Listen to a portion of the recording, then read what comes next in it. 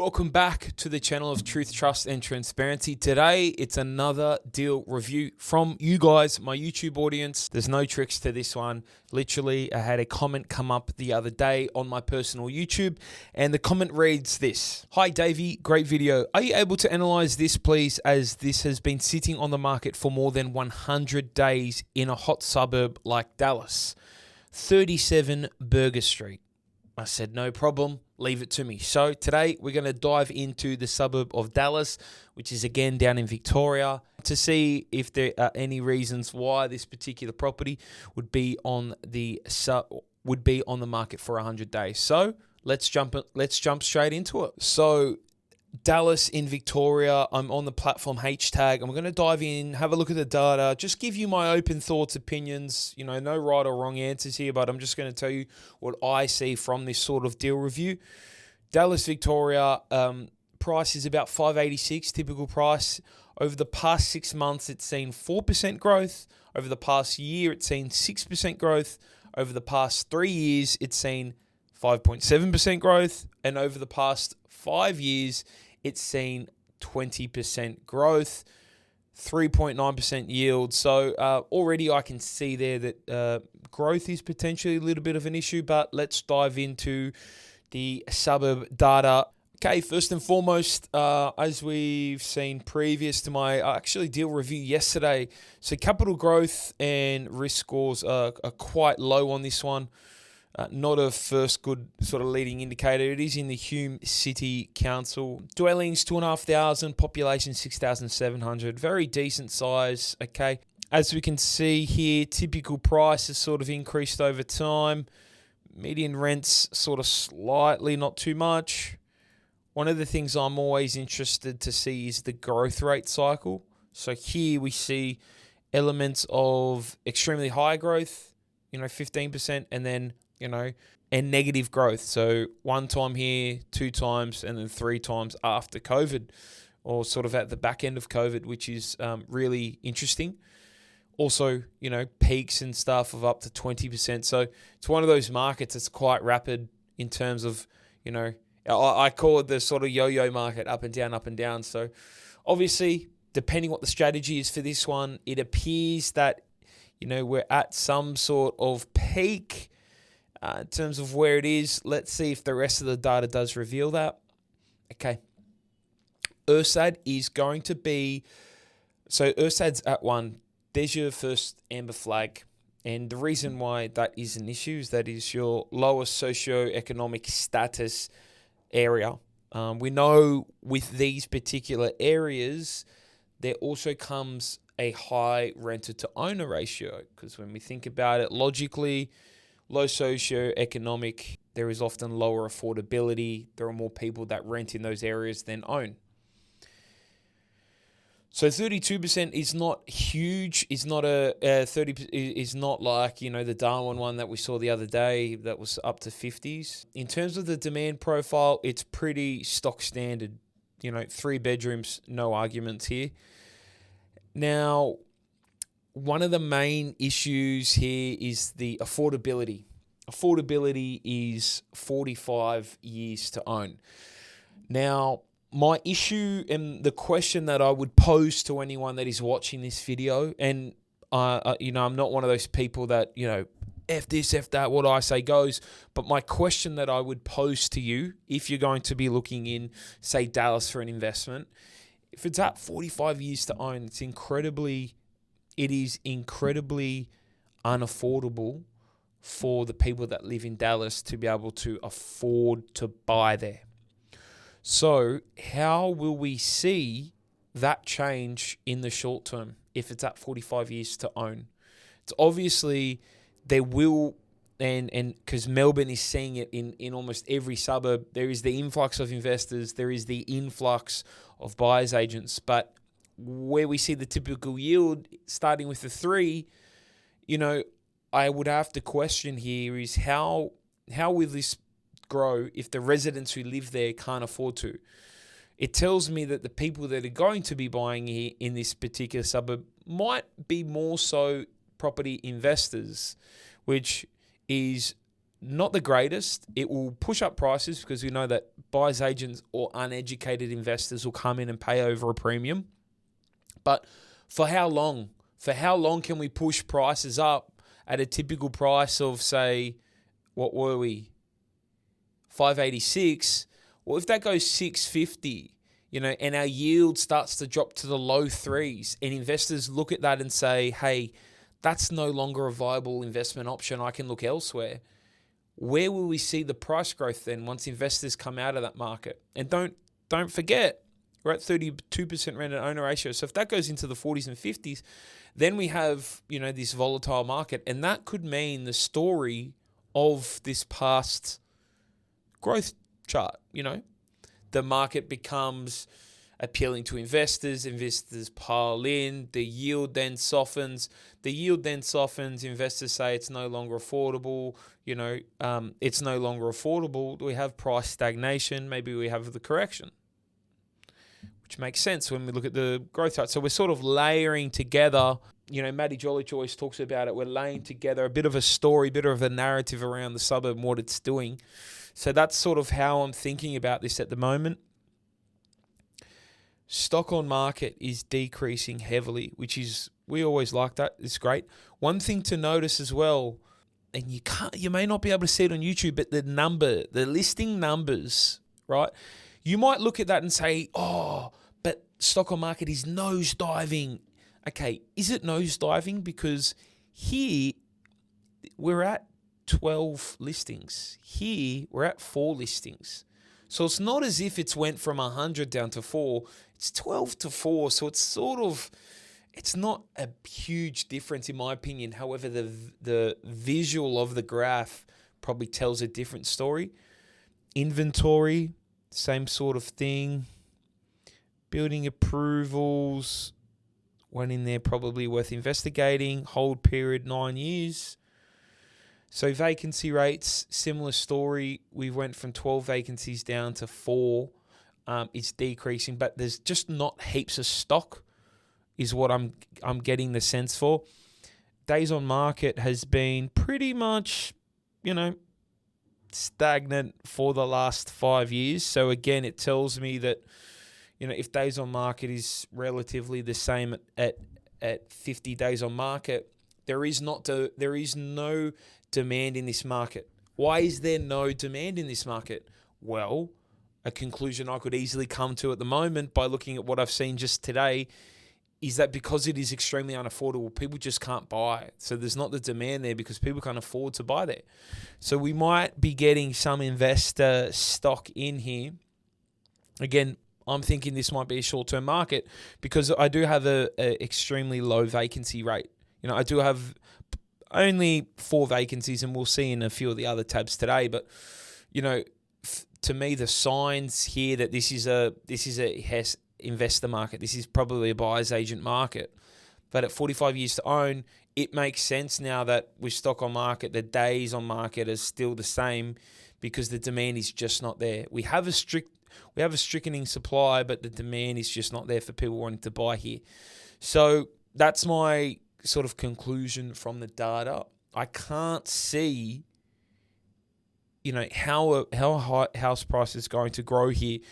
If days on market's tightening, potentially vacancy rate, it's, vacancy rate and the stock on market, there's not a lot of stock and or vacancies, which is good, probably because we have, 2,500 dwellings. It's not bad.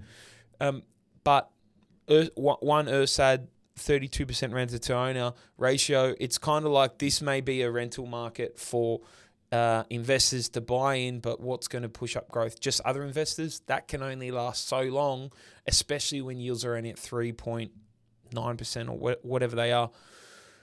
Let's have a look at the property itself now. So 37 Berger Street, Dallas. Now, I can obviously spot and see the main issue, same with you guys, is that it's right next to a creek. So very similar to our Darwin review. I don't like these assets just because a couple of reasons. Low socio-demographic area. I'd want to do a little bit more research with potentially people on the ground, like property managers, around, what these creeks are used for. Are these, frequented by people on motorbikes, or is it peaceful and friendly there. The next is going to be whenever there is those major flood events, which, let's face it, they do happen once in a while. You're the first one to go. Another thing to note as well, it's kind of sandwiched between, your athletic field, your school here, your school there. That is a very peculiar shaped library, primary school. So look, a lot of people, I can sense that this is going to be a little bit of a headache to get in and out of in terms of traffic flow. We look at the inwards direction of these cars and what way they're facing. They're all coming out here, and then they've got 1, 2, 3 ways to go. So a lot of them will be coming over from this particular area here. We do have a Turkish and Lebanese and Islamic demographic in this area. In terms of looking on ground, let's have a look. So this is what I mean when I say, there's the school at the end of the street. Relatively normal house. No pedestrian access, but, you can tell that, I'm not from Dallas, but I just want to know what the sort of behavior and sentiment is around these areas. Also not good. I'm just thinking of a safety point of view, that kind of stuff there. What I found interesting was maybe up for a front fence. What I always like to do as well is check out how the house has aged over time. So this is 2022. This is 2021. It actually looks better in 2021, to be honest. 2019. 2014. So obviously had a coat of paint there. 2009. Interesting. Some graffiti on the fence.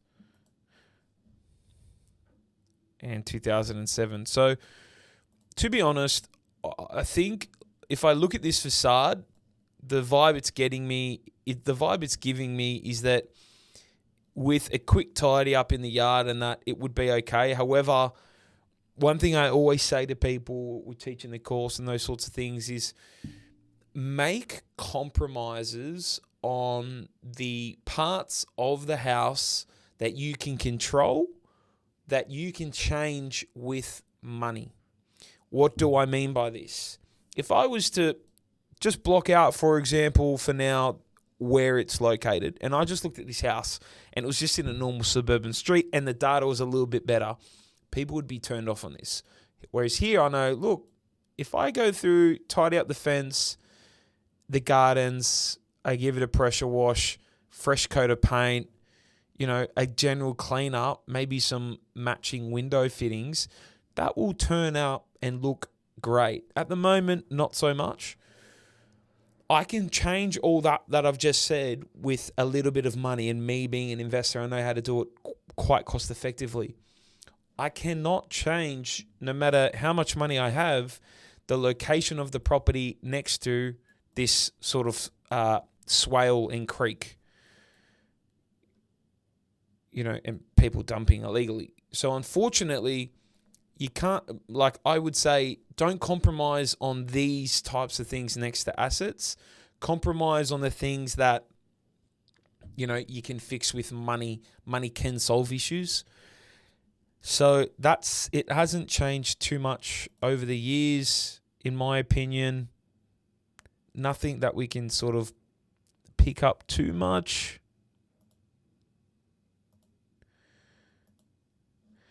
Let's look at the listing itself to see if there are any surprises there. Okay, so respectfully to the agent, has heavily photoshopped the front yard and the window coverings and potentially the facade in there. So, I could see that by Google Maps. There does appear to be potentially some sort of water egress or issue around the skirting coming up. So that might just have been a leaking fridge. Would have to investigate it further. I also want to have a look at, I don't know if this is not being painted, this is mold, or this is like water, but something up there that sort of catches my eye that good old Mr. Photoshop, the real estate agent, missed.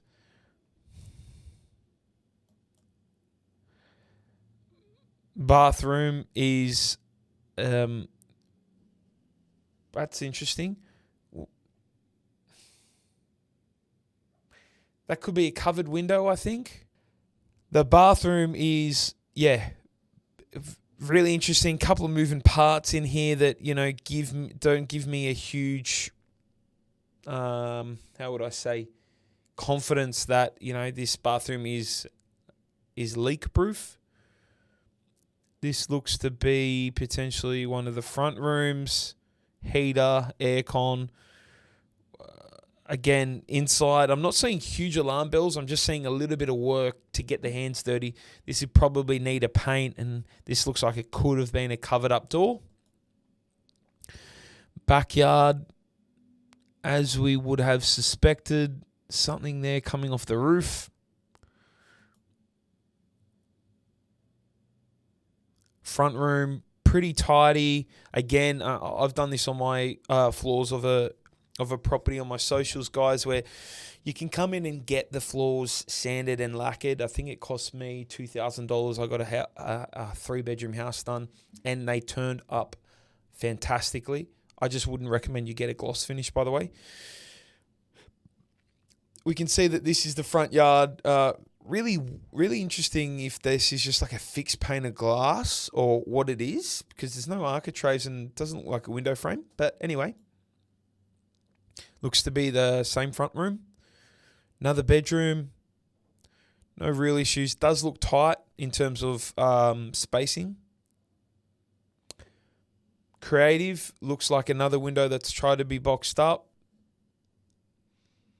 And some details around the cornices. I reckon this one's going to have a pretty interesting building and pest inspection. Broken window. So this is going to be one of those properties, and I think the reason why it's on market for as long as it has been, if it's been 100 days, is one, presents very well online, like this particular photo. I think when you get there, this will be a property that requires a lot more work than meets the eye, potentially a colourful building and pest. So when I look at other properties online, there's only 13 for Dallas. Indicative price was $440, $480. I doubt it.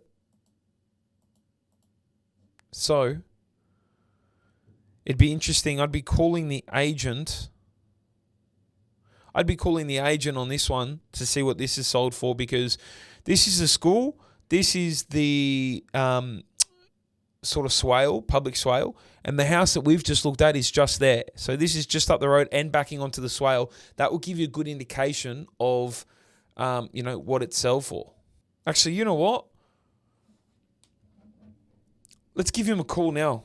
See if he lets me know. I'm going to call this agent and I'm going to see if we can get some indication. It says indicative price $440 to $480. Here we go. Hello, Bilal speaking. Hey, Bilal. My name's David. How are you? Doing well, David.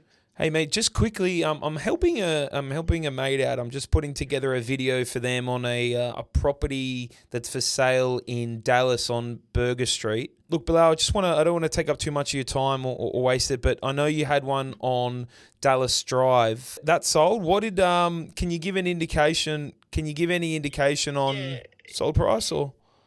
$560. $560. Okay, no problems. And what was it like inside? I can't see. It was a knockdown. Knockdown $560. Okay, done. Too easy, man. I really appreciate it. Thank you so much. No worries, thanks. See you, Bilal. Bye. So there you go. Pretty funny. $560 knockdown. And if I look at this particular one, I can see that it's actually been boarded up. So it's the reason as well.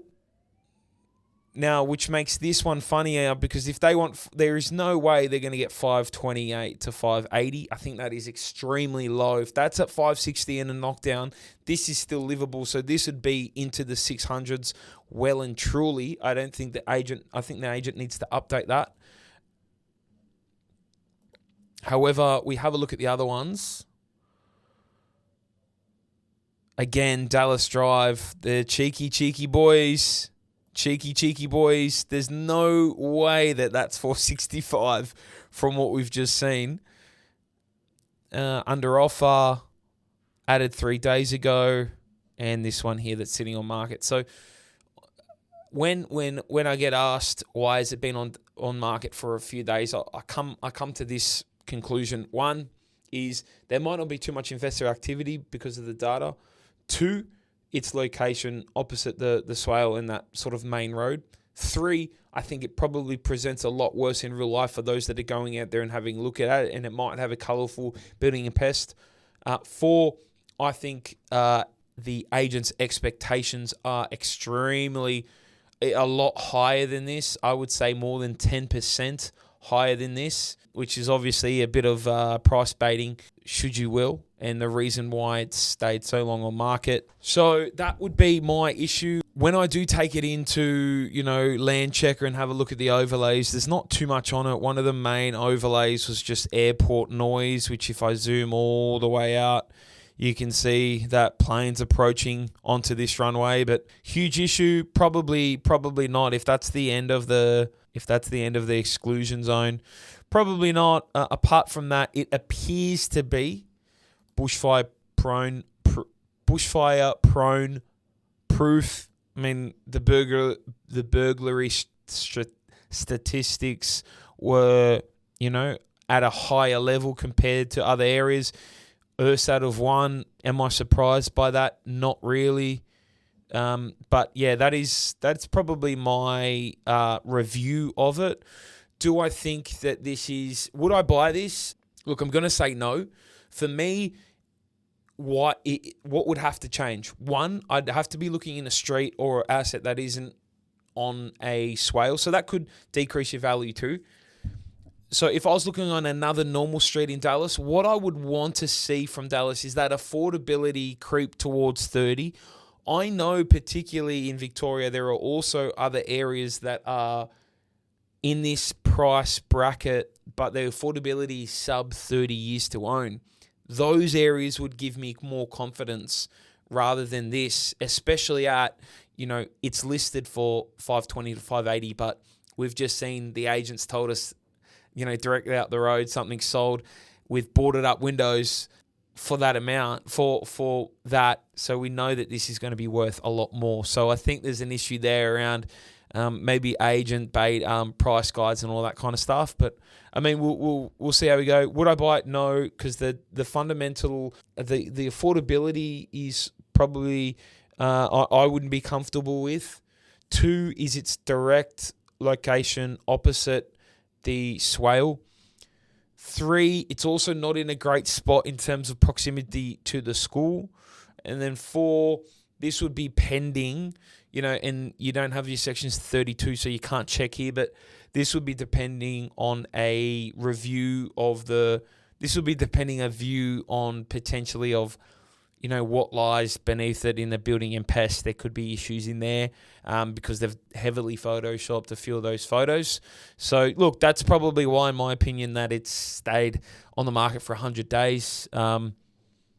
If you wanna go out there and purchase it, you definitely can. My question to you is, how will you see growth in Dallas, especially around those sort of data metrics that we've talked about?